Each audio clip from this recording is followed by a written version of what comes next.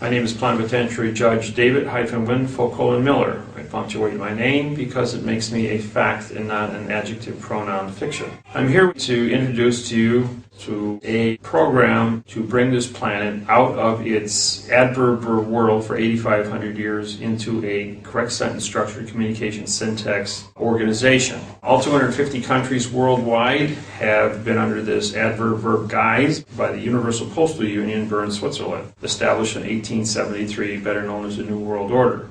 This technology has been perfected, and misinformation, privileged few are allowed to go free from committing crimes, and others are slapped with serious fines, prison terms for absolutely nothing. When you go looking for case law on the correct sentence structure communication syntax, you will not find anything. You have to be competent enough to understand what the correct sentence structure communication syntax means in order for you to have the knowledge to win your lawsuit. Correct the language that is wrong. The syntax is now on the table. We will write the contracts, the treaties, the trusts, the constitutions, so that the people of the world all know where they stand. And if they know where they stand in a mathematical procedure of communications, written frontwards and backwards, so that no matter how they look at it, there is no subjective interpretation as to what it means or how it is said. And so with this level of accuracy, we are going to change this world. We are going to bring it together under one world order of correctness,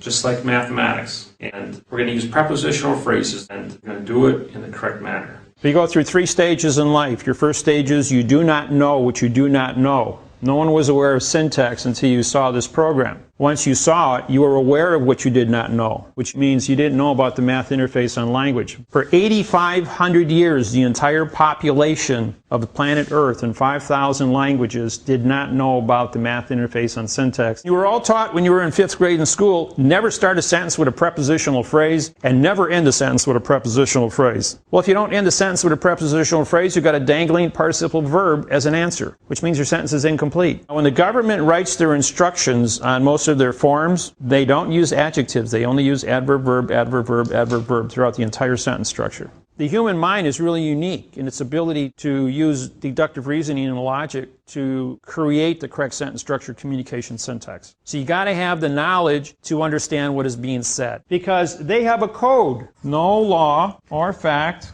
shall be tried in court. That is their law. That is their oath. Every judge, barrister, lawyer, attorney, worldwide, all countries, all languages swear to this, because for 8,500 years, language has been bastardized. It is adverb-verb illusion. An, act. A-C-T. All words that start with a vowel. A, E, I, O, and U are followed by 2 consonants, means no contract. You're going to say, where do I find that rule? Look up every word in the dictionary that starts with a vowel and 2 consonants. And all the synonyms that reflect that word, and you will find a no contract, a negative condition of state for every single word. In 4700 BC, Pharaoh said, "So it is written, so it shall be done." There was a reason for that, because oral contracts cannot be seen or proven. Because of the argument, did you hear what I said, what I meant, what I said, when I said, what I meant, what I said? If you don't see it written, you can't prove it. When you write a contract, you go into court, you have a syntax document. Every single sentence is its own independent court as you make an argument. We're not dealing with 150 to 1 variables in an oral conversation, so your paperwork is going to speak for you. It isn't what's written here. I'm writing to show you how many ways I can write it to show you the variables, but when I speak it in one terminology, which one of the 150 variables up here that I just say to you? You don't know that. And because you don't know that, you're going to make a presumption, opinion, presumption, guess, perjury, a lie. How many different mistakes can you make?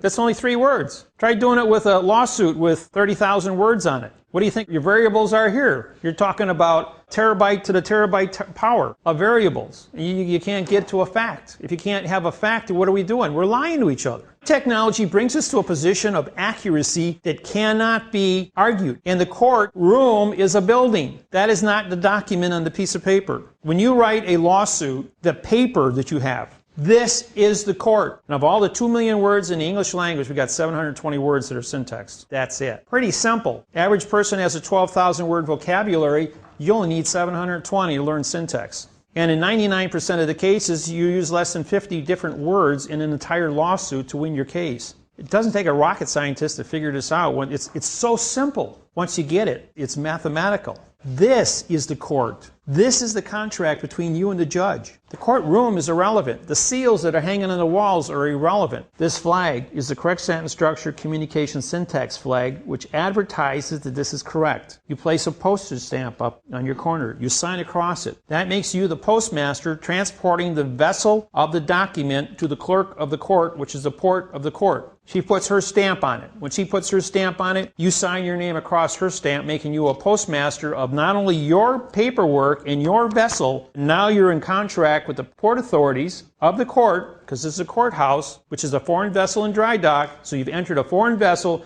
Now you're the postmaster and clerk of a foreign vessel in dry dock. Now you've got a 24-karat gold bonded document that has to go into court. But if you're going to sign the stamp on the front, you have to also endorse the back of the top of the cover page, because that's called an endorsement. How many of you can cash a check at the bank without endorsing your check? Nobody. You're going to use your navigator stamp. Your navigator stamp has 2 bars through the dollar sign. You have your dollar signs come in 2 forms. This is a Federal Reserve note, and that's a gold certificate. In the United States, since 1900, the red fox stamp was the only one that was published with 2 bars through the dollar sign. And that was published on the 2nd of November 1999, when the United States ended its 3rd bankruptcy and became sovereign. By bringing communication skills down to a math problem, we remove the ability of an individual to lose his temper or maintain an argument. What we're doing here in syntax is we're showing you that the Bible is written in the Quran, in the Jewish Bible, and all of these different communications worldwide are written in adverb verb. They've left the words out. Why they leave the words out? Because they can control you. So by learning syntax, you can go back and put the missing words in. In now time, you can remove the prefixes and the suffixes, which are the past and the future, and go to the root words. Then find a root word that means now time information, not the future, not a word that means no contract. If you go through any Bible phrase and you see a word that starts with a vowel and 2 consonants, get a book of synonyms, look up all the synonyms, and list those down, and put those in, and then put the correct prepositional phrase in front of that word. You will learn how to build a sentence correctly from that phrase. And that's why this technology scares the courts. Because no law, which is a negative condition,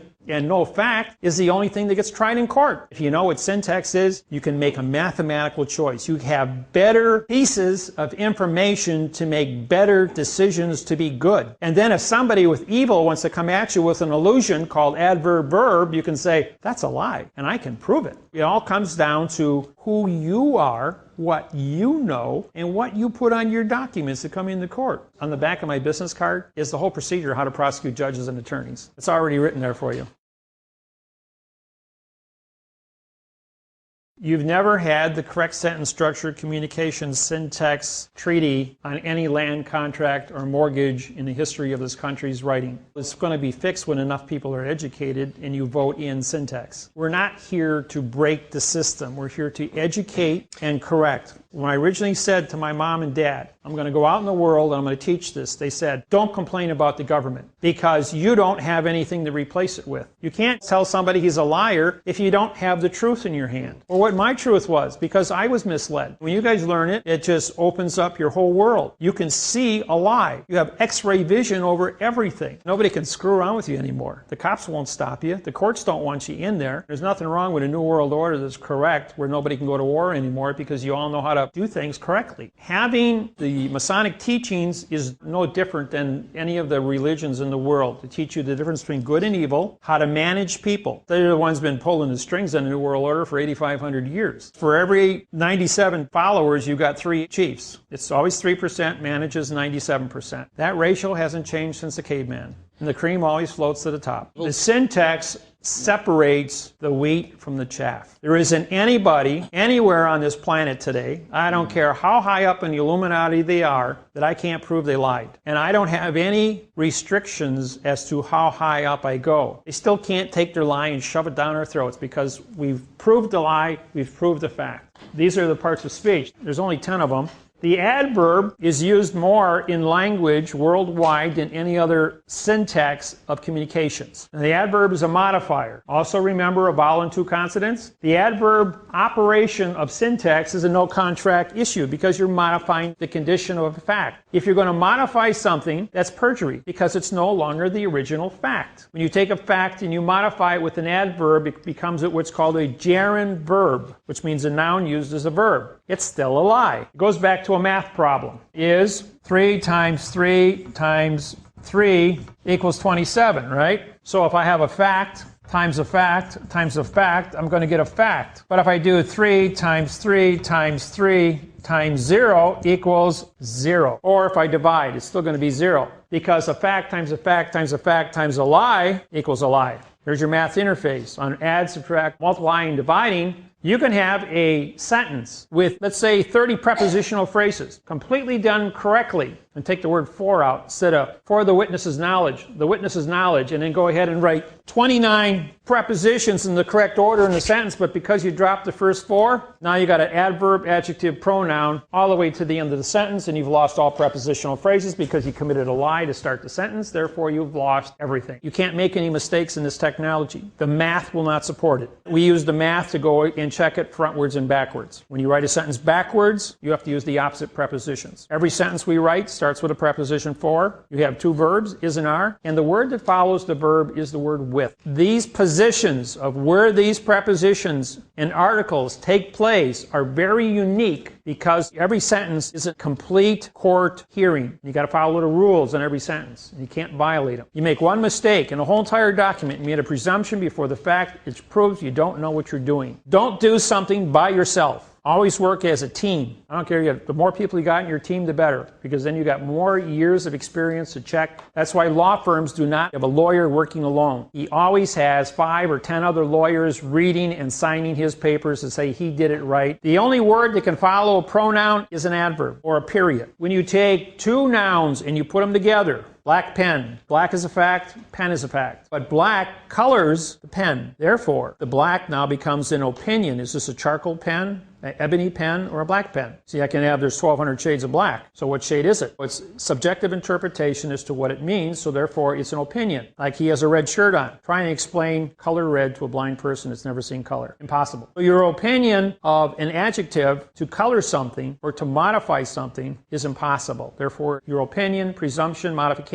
has no bearing with the facts of what you're trying to do. I can change the value of any word I want based on where I place it and knowing what the value of syntax is. When you're dealing with an illusion, the subjective interpretation of where you put value or the weight of that word, where you put the emphasis on that word, is going to make a determination how it is. Adjective, coloring. Adjective always modifies the pronoun. Adverbs modify the adjective, which modifies the pronoun. Pronoun is any word that stands alone. Pen is a pronoun because there's no contract to make a determination as to what this means. The position is the terms of what your contract is. And once you have your terms of your contract established, we then can have the lodeal ownership, which is original. And with these 2 together, we now have a fact. And once we have a fact, it will become the positional lodeal fact phrase. And then you have past time. Past time would be words that end in ed, or the adverb from, or the prepositional phrase from. Either way, you are removed from now time. There is no such thing as the past or the future. There is only now time. You will always be in now time. The future is a crapshoot. Hasn't happened yet. We'll figure that out when we get there. So it doesn't happen. And the conjunction is and or. Again, and or you have to define. It's not a presumption. The word and by itself is not a conjunction because it doesn't attach to anything. It's a pronoun. Or is the same thing. It's a pronoun unless you take jurisdiction for it. Every word that you use on your papers, you must define those. You want an and or as a conjunction and an is and an are as a verb, you have to separate a definition under your abbreviations and say these words mean these things and put it right up there at the beginning of the document. That way a judge can't say, that's going to be used for the and. If I say for the and, now you made a noun out of it. Or the and. That was an adverb making and a verb. I changed it again. Take jurisdiction for how you use it. We start every sentence with for because we found that it was the strongest preposition to start a sentence because it takes you into an argument.